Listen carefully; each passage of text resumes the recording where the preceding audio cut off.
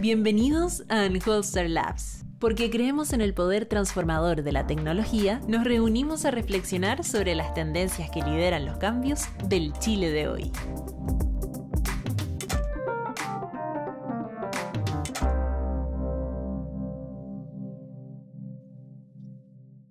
Bien.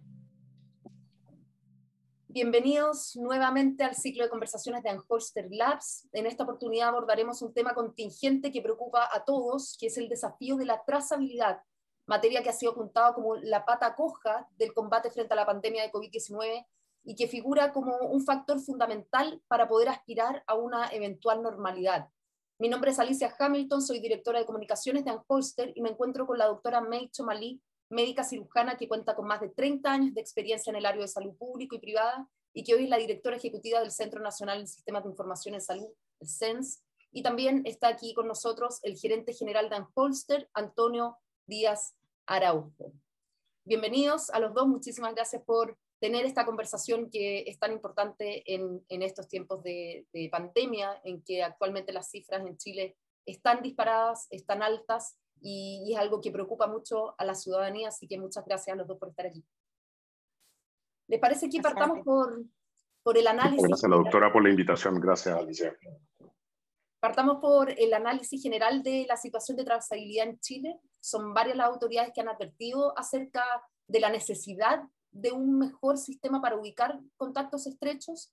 De hecho, el último informe de testeo y trazabilidad del Ministerio de Salud, que fue publicado a fines de marzo, tengo entendido, informó que solo se ubican 1,7 contactos por caso en la región metropolitana y que a nivel nacional el promedio es de 2,4 contactos por caso confirmado. Eso es cuando la OMS recomienda que sean entre 5 y 10 los contactos por caso confirmado. Entonces, les quiero preguntar, en principio, ¿cómo ven el panorama general de Chile frente a este tema y a quién lo atribuyen? Partamos por usted, doctora. Bueno, efectivamente, desde el día 1, la Comisión Asesora, la Escuela de Salud Pública, el Colegio Médico, los epidemiólogos de Chile, los salubristas, todos han insistido en que una de las estrategias para manejar una pandemia es este famoso TTA, digamos, testeo, trazabilidad y aislamiento.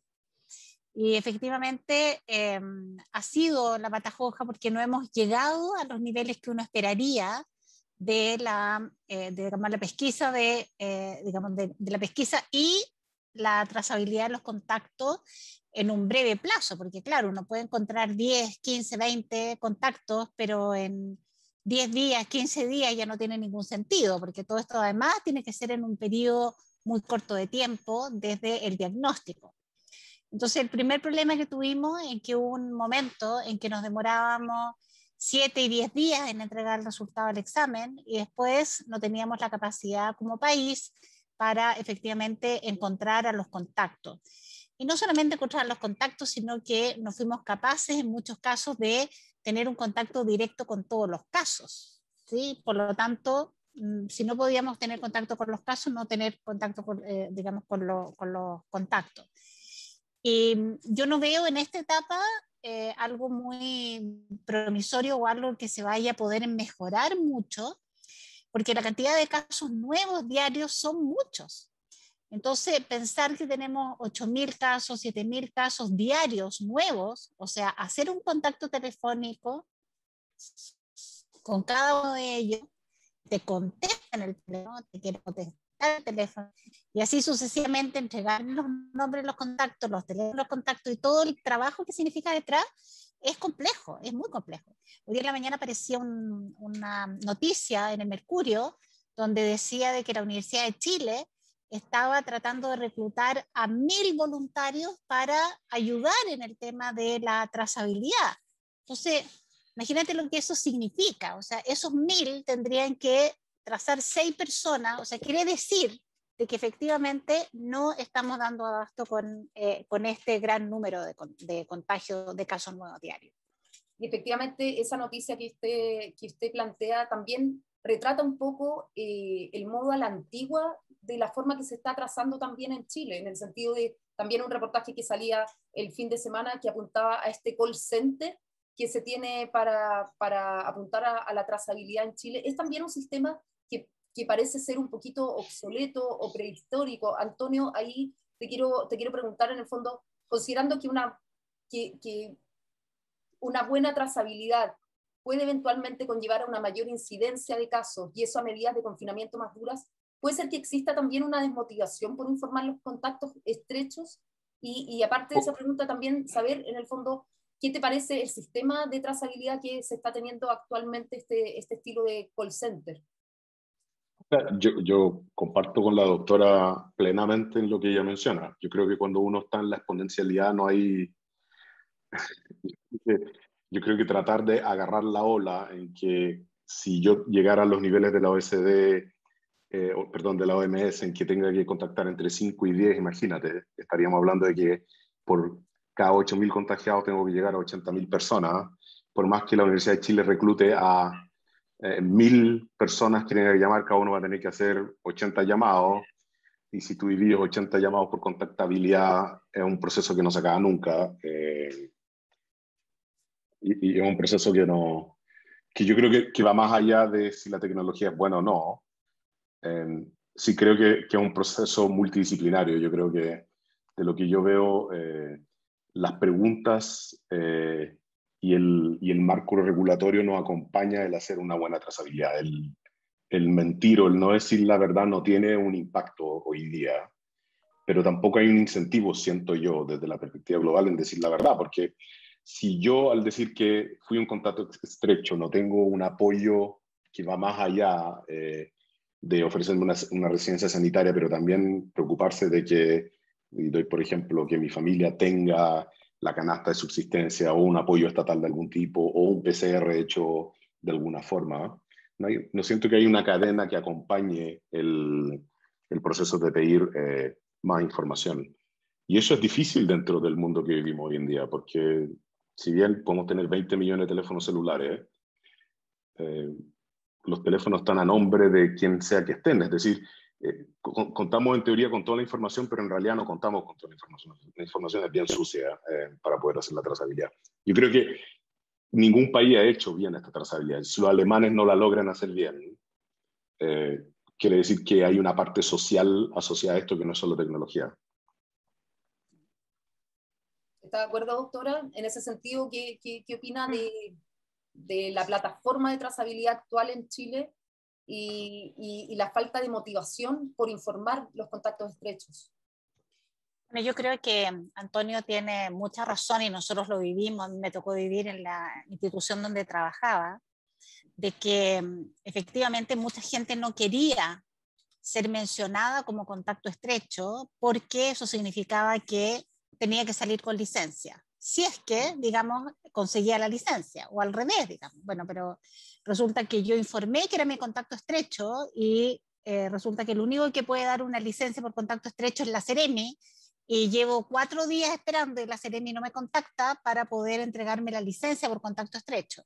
Y así sucesivamente, o si no tengo licencia porque tengo que salir a trabajar todos los días a ganarme el pan del día, y si me dejan en cuarentena no voy a poder salir, entonces prefiero no decir de que fui contacto estrecho. O yo le pido a mi amigo, sabes, que no digas que estuviste conmigo, porque eso me significa un detrimento económico muy alto. No se dieron todas las condiciones para efectivamente poder ejercer ese derecho, entre comillas, o ese deber de aislarse, ¿sí? Y efectivamente eso hace que la gente no diga toda la verdad. Perfecto. Y por otra parte también, Antonio, es un problema, ese problema de la verdad es un problema difícil, sobre todo estando en un país que es el país del Transantiago, en que cada vez que hemos dado estos saltos de fe en que voy a cambiar algún sistema por algo más moderno y que la gente voluntariamente lo va a hacer, yo creo que hay un salto de fe acá en creer que porque tener la trazabilidad, y en esto no quiero culpar a nadie, solo decir que yo puedo tener la mejor plataforma del mundo, pero si la persona no quiere contestar el teléfono y no hay no hay ningún incentivo por hacerlo, es súper difícil que lo haga al final del día. Súper difícil. Claro. Puedo tener a 50.000 personas trazando. Si no me quieren decir con quién han estado, son 50.000 personas que van a tener un llamado. Por otra parte, doctora, usted planteó la semana pasada que es importante que tanto el ejecutivo como prestadores, desarrolladores de tecnología, startups y la academia definan un camino común para poder promover el uso de las tecnologías en la atención de salud de los pacientes de Chile, de nuestro país. Ese es un tema en el que evidentemente estamos al debe, tal como hemos conversado aquí, y que se expone notoriamente hoy en medio de la pandemia. ¿Por qué cuesta tanto imponer la idea de que poner la tecnología al servicio de la salud es un tremendo beneficio, en especial en días como los de hoy? Sí, bueno, porque efectivamente hay muchos procesos humanos que las tecnologías los hacen más rápido y en estos momentos se necesita rapidez, ¿sí? O sea, se necesita conectividad.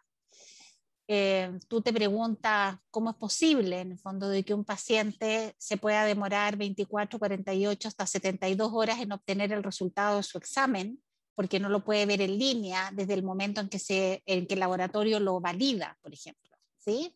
O que la autoridad sanitaria pueda tener acceso a esa información para iniciar inmediatamente la pesquisa del caso y de sus contactos estrechos.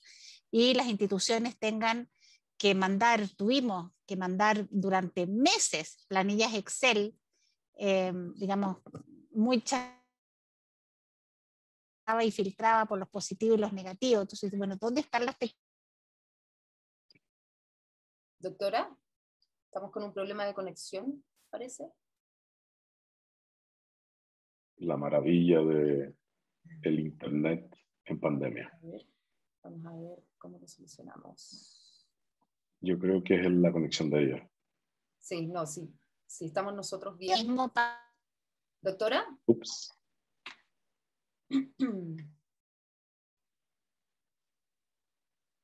A ver. Ahí sí. Doctora. No la escucho. Tiene silenciado su micrófono. que se me cayó de un momento, ¿sí? Ahora sí, no hay Sí, problema. la perdimos. La perdimos un segundito. Por un segundo la perdimos. O sea, yo creo muy sinceramente de que tanto salud como educación, no solamente salud, estamos al debe con el uso de las tecnologías para automatizar algunos procesos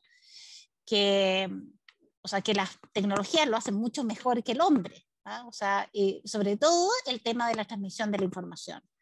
Transmisión de la información de un lugar a otro, o sea, no cabe ninguna duda de que las tecnologías lo hacen mucho más rápido y mucho más eficiente y mucho más seguro que el hombre, en términos de que nos podemos correr de corrida, de la famosa planilla Excel, o de que se perdió el archivo adjunto y de que alguien captura esa información y la usó para otros fines y tantas otras variables, ¿no? Entonces, efectivamente, creo que hemos estado al debe global, en general, en el sector salud, y que esta pandemia lo único que hizo fue ponerla en evidencia. Y no hemos reaccionado como sociedad lo suficientemente rápido, pero por otro lado, hemos reaccionado tan rápido en algunas plataformas, estamos llenando de tecnologías, de startups, sin que nadie pueda decir, mira, ¿dónde está la calidad de esto que se está ofreciendo también? Que no es cosa de llegar y decir, mira, o sea, y está pasando. ¿No? Se están levantando una cantidad enorme de plataformas de telemedicina, pero ¿quién me asegura que tiene manejo de seguridad de la información, que tenga, digamos, confidencialidad, que usabilidad, que el doctor sepa hacer una teleconsulta porque no lo hace en una consulta presencial? ¿Qué pasa con la alfabetización digital de los pacientes? O sea, efectivamente no hemos llenado de este tipo de cosas a propósito de la pandemia, pero sin que nadie haya estado mirando, y esa es una de las labores que tiene SENS en ese sentido. Pero está tan desregulado el mercado de estas tecnologías que, o sea, han aparecido plataformas incluso que venden recetas médicas, o sea, órdenes de exámenes, por ejemplo, ¿sí? Firmadas por un médico, sin que nadie haya visto a ese paciente. Entonces, efectivamente, desgraciadamente, a río revuelto, como dicen, ganancia de pescadores, y han aparecido muchas plataformas que puede que sea una ayuda, pero yo dudo de la calidad y de que sea realmente efectivo para lo que lo necesitamos, para lo que queremos.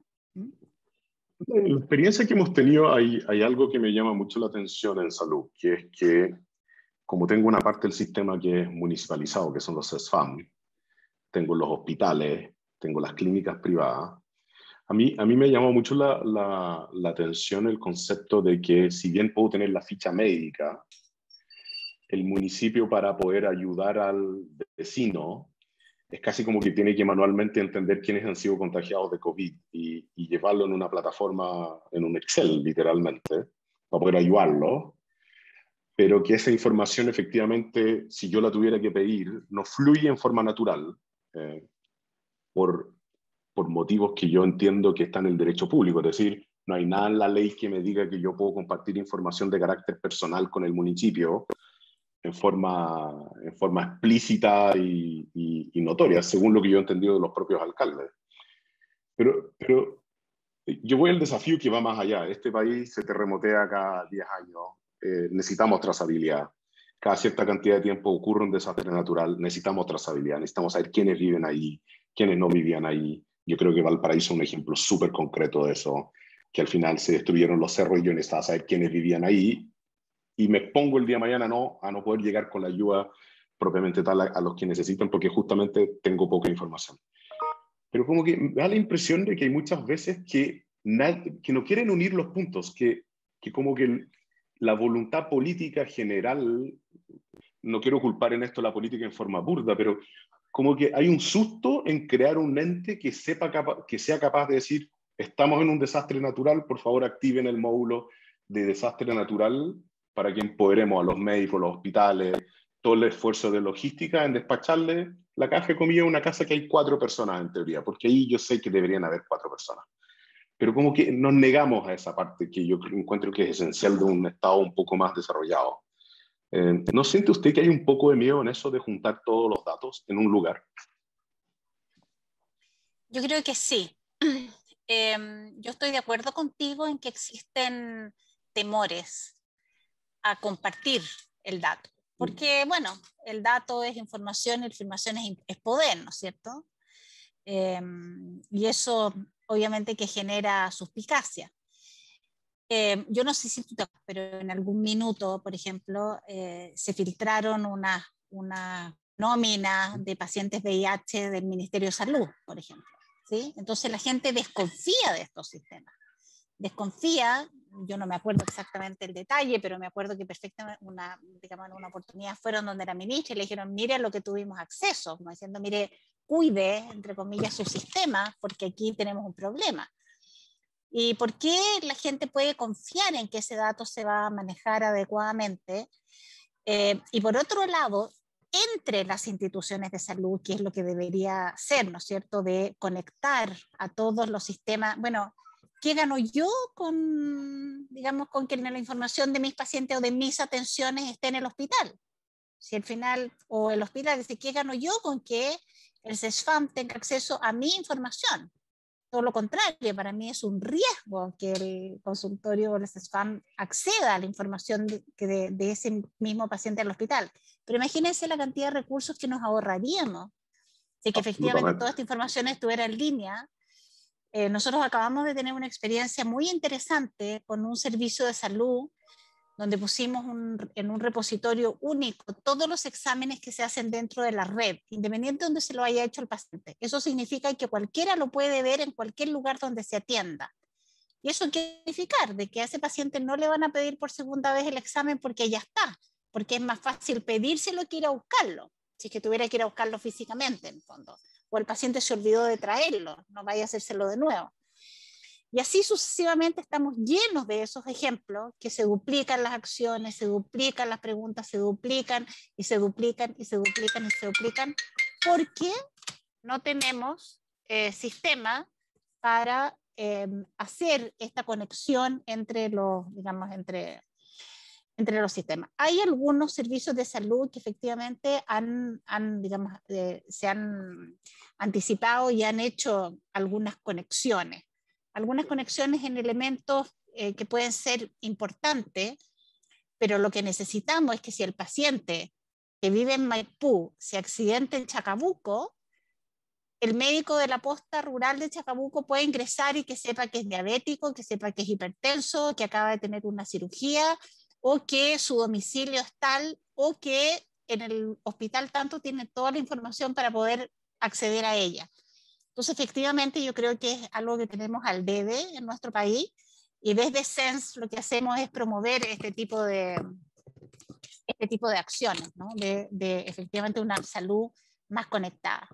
Respecto a ese punto... Yo mirando, perdona Alicia, pero yo mirando el desafío que usted plantea, doctora, o sea, encantado de apoyarlos en lo que necesiten, pero hay mucha tecnología que blinda en forma encriptada la información con un concepto de terceros sin conocimiento, que por lo tanto solo pueden acceder a la información con un cierto esquema de plataforma que les dice, ya, pero si le voy a pedir a este ciudadano su examen de sangre, que ya se lo hizo, bueno, vamos a poner ahora una clave en la cual solo él pueda decriptarlo para que yo lo pueda ver. Y una vez que yo lo haya visto y haya cerrado la sesión, efectivamente no se puede guardar nada que no sea más allá de lo correcto. Pero usualmente lo que nosotros hemos visto y en nuestra experiencia construyendo software es que cada vez que se filtra información de este estilo es porque justamente tengo un temor tan grande a que la quiera compartir que no enfrento el desafío de lo que significa compartirla.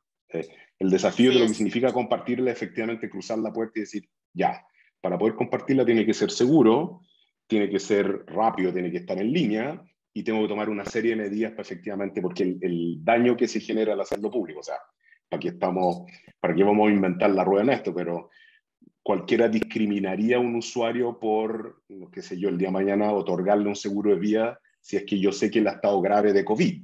Y uno no quiere que ocurra eso dentro de la sociedad, o sea, uno no quiere ese tipo de discriminación en ningún caso. Perdón, Alicia.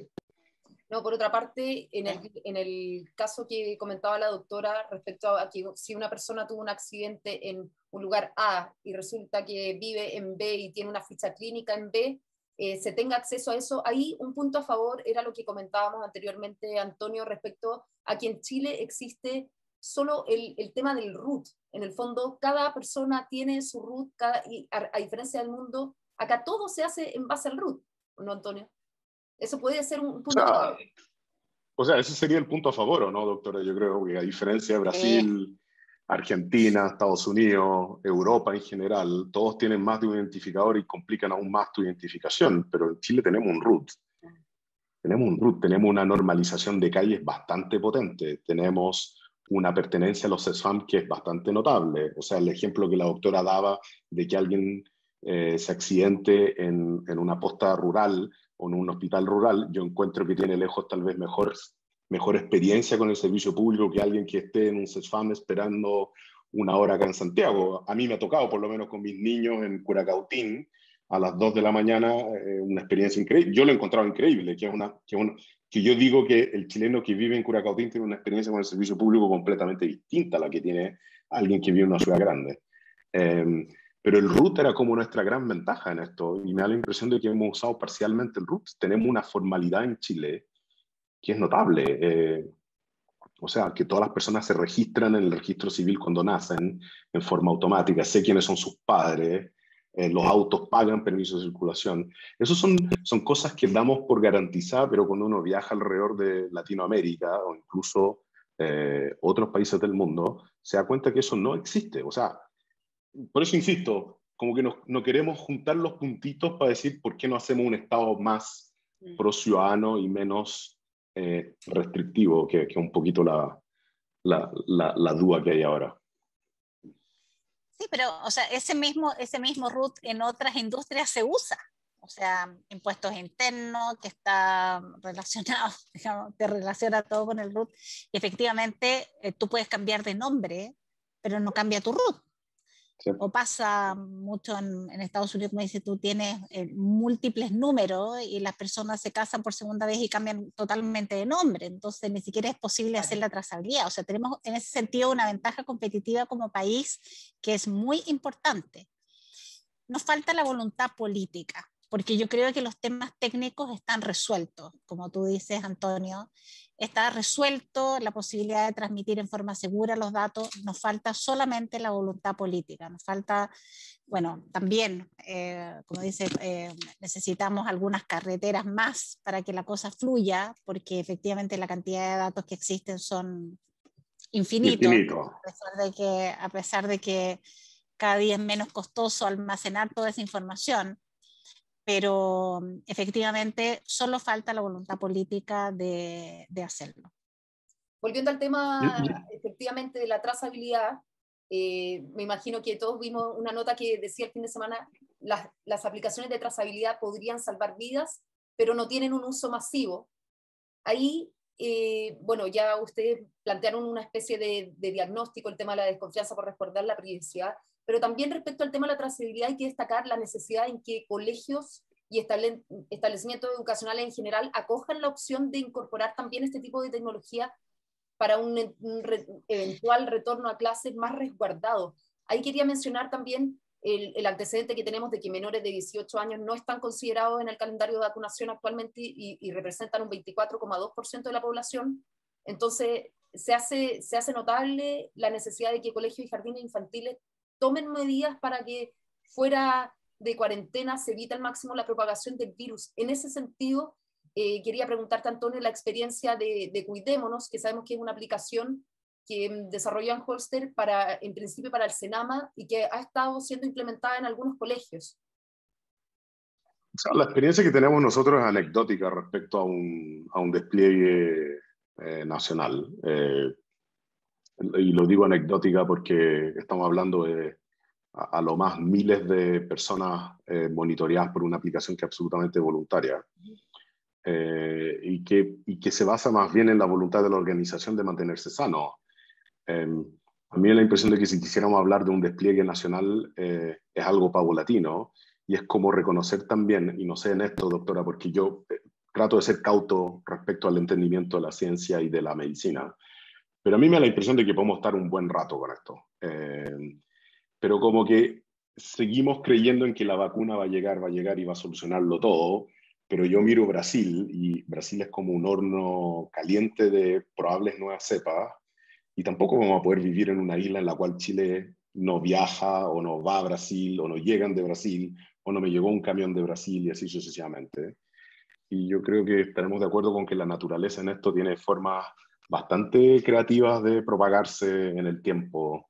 Entonces, a mí me da la impresión de que en algún momento tendremos que definir como país o tomamos la estrategia de que va a ser todo vacuna y la teoría de la inmunidad de rebaño, ¿cierto? Que puede llegar o no puede llegar, dependiendo de cuánta gente se quiera vacunar y cuánto el porcentaje de la población a la cual llegamos. O tomamos una aproximación distinta a esto de la trazabilidad que requiere, yo creo, reforma legal, absolutamente, para poner los incentivos en que la gente lo use. Si no, hay poco incentivo en eso. Pero ¿de qué se trata un poquito? Yo creo que para hacer un poquito el resumen de eso y que la gente no quede pensando, Cuidémonos, en resumen, ¿de qué se trata?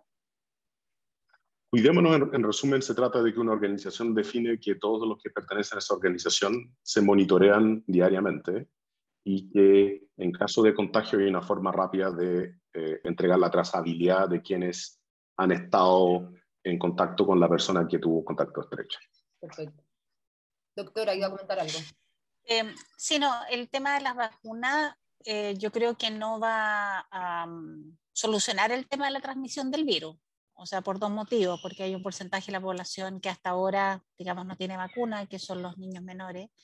Y segundo, porque hasta lo que sabemos hoy, digamos, la vacuna lo que hace es ser muy efectiva en reducir los casos graves, pero no en reducir tanto, digamos, la transmisión. Por lo tanto, yo creo que va a ser muy difícil conseguir con la vacuna la inmunidad de rebaño, porque un porcentaje importante de la población no queda inmune, es decir, que no vaya a adquirir nunca más el virus.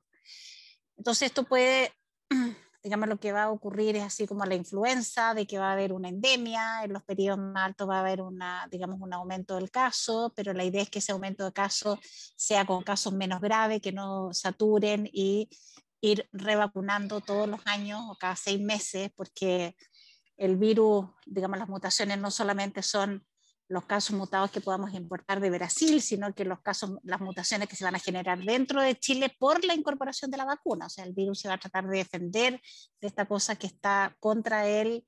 ¿Y cómo se defiende? Mutando. Entonces, efectivamente, yo creo que esta es una cosa que vamos a tener para rato, en términos de que el virus digamos, va a seguir circulando como circulan otros virus respiratorios en forma endémica con, digamos, brotes en ciertos periodos.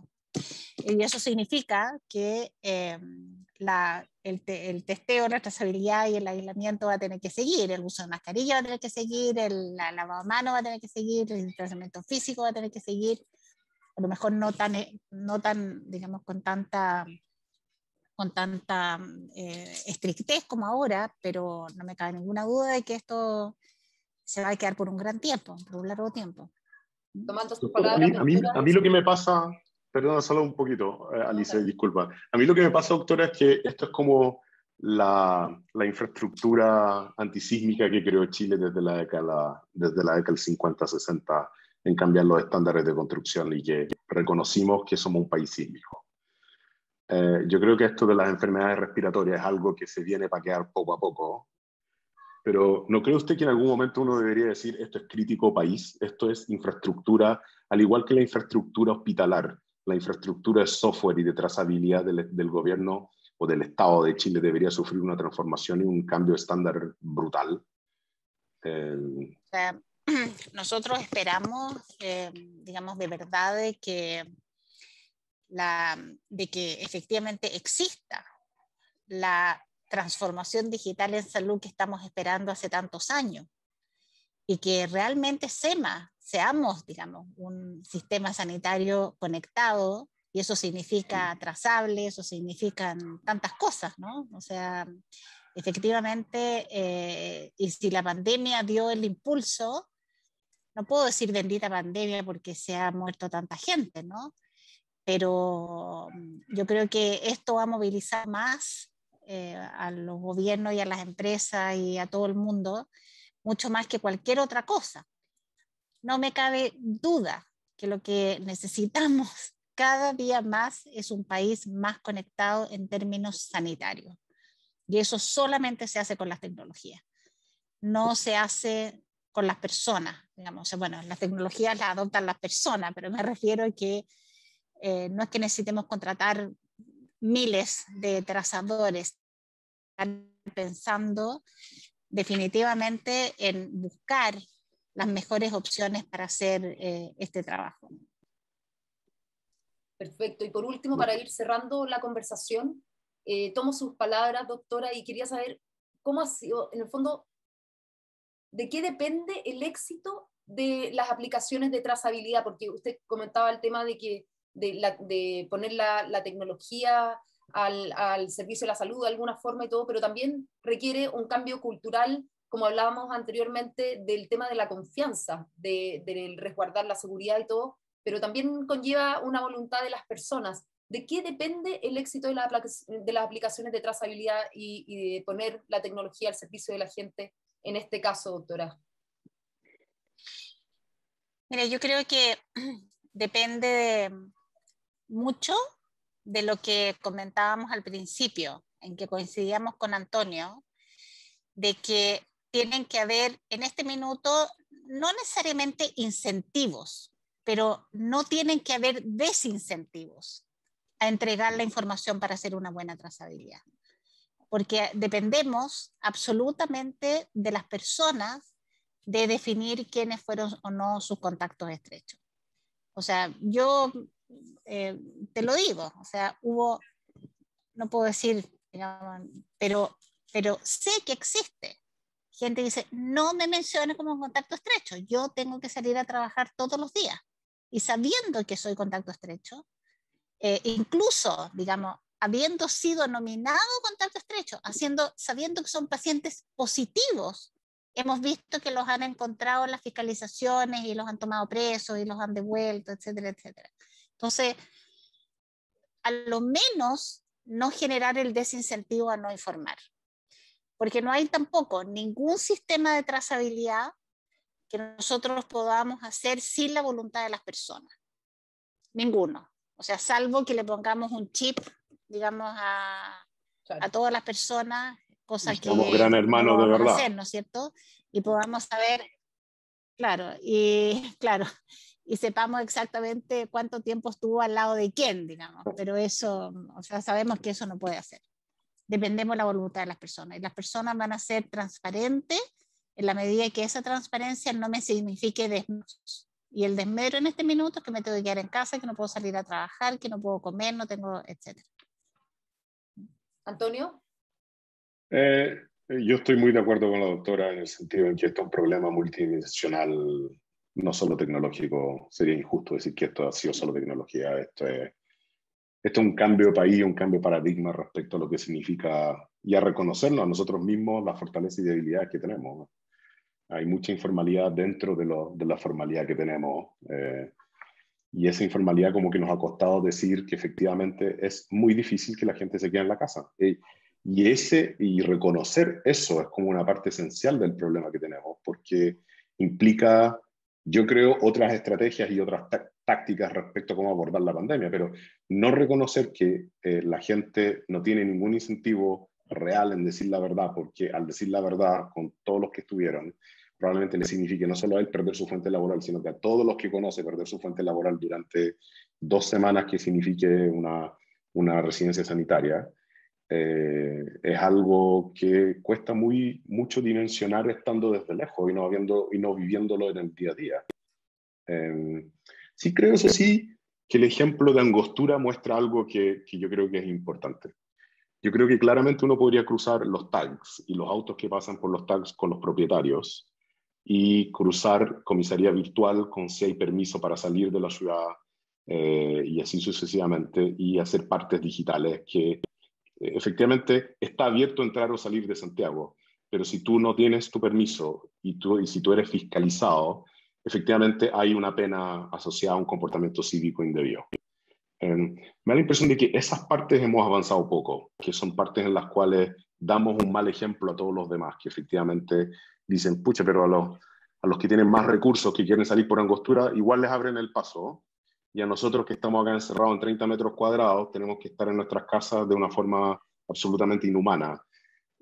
Yo creo que esa parte es una parte multifactorial que hay que analizarla con más detalle, porque la encuentro tremendamente difícil de encauzar cuando uno quiere un cierto comportamiento social. Y es un poco más que eso, porque al principio de la pandemia nosotros hicimos muchas pruebas, sacábamos permisos virtuales antes de que, digamos, de mucha gente con los RUT de personas que eran PCR positivas, o sea, conocían PCR positivas, y entregaban los permisos virtuales. Después se cambió porque se intercambiaron información, pero se conectaron, pero al principio era una aplicación que, digamos, que actualizaban, digamos, un par de veces a la semana, entonces había periodos en que uno podía perfectamente bien conectarse y sacar un permiso siendo PCR positivo.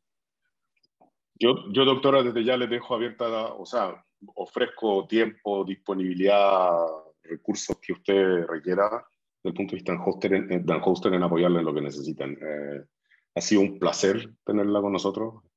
No solo entretenida la conversación, sino que muy informativa, así que de mi parte le agradezco. Muchas gracias a usted. Así es, que esté doctora, muy bien. le sumo los agradecimientos, muchas gracias por acompañarnos hoy día. Creo que ha quedado claro el llamado de atención, tanto para combatir la pandemia como para trabajar por una eventual nueva normalidad. Se debe poner la tecnología al servicio de la salud. Así que, bueno, muchísimas gracias, y quienes nos están escuchando, quienes nos están viendo, pueden volver a retomar esta conversación y también las anteriores en www.anholster.com. Así que nos vemos. Muchas gracias. Gracias a usted. Chao. Gracias, doctora. Que esté muy bien. Igualmente, Antonio. Gracias, Alicia. Chao. Anholster Labs es el punto de encuentro de distintas miradas que constituyen el ADN de una empresa que construye soluciones exitosas e innovadoras en base a Data Science, Data as a Service y desarrollo de software a la medida.